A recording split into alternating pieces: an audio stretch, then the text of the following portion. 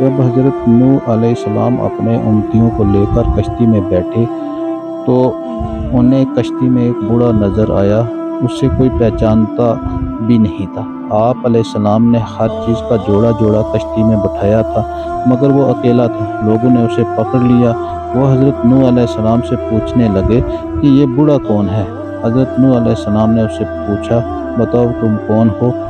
وہ کہنے لگا، جی میں شیطان ہوں۔ آپ نے سن کر فرمایا، تو اتنا چالاک بدماش ہے کہ کشتی میں آ گیا؟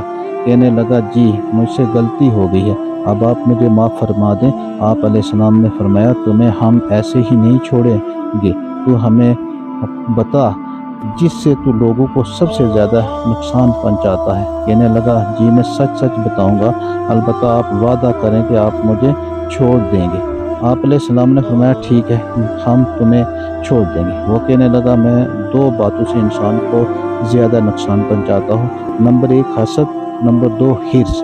وہ پھر کہنے لگا کہ حسد ایک ایسی چیز ہے کہ میں خود اس کی وجہ سے برباد ہوا، اور حرص وہ چیز ہے جس کی وجہ سے آدم علیہ السلام کو جنت سے زمین پر اتار دیا گیا۔ اس لیے میں انہی دو چیزوں کی وجہ سے انسانوں کو سب سے زیادہ نقصان پہنچاتا ہوں۔ واقعتاً یہ دونوں ایسی خطرناک بیماریاں ہیں جو تمام بیماریوں کی بنیاد بنتی ہیں۔ آج کے سب لڑائی جھگڑے یا تو حسد کی وجہ سے ہیں یا حرص کی وجہ سے ہیں۔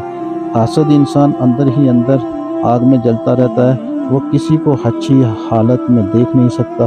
دوسرے انسان پر اللہ تعالیٰ کی نعمتیں ہوتی ہیں اور حاسد کے اندر مروڑ پیدا ہوتے ہیں کہ وہ اچھی حالت میں کیوں ہے۔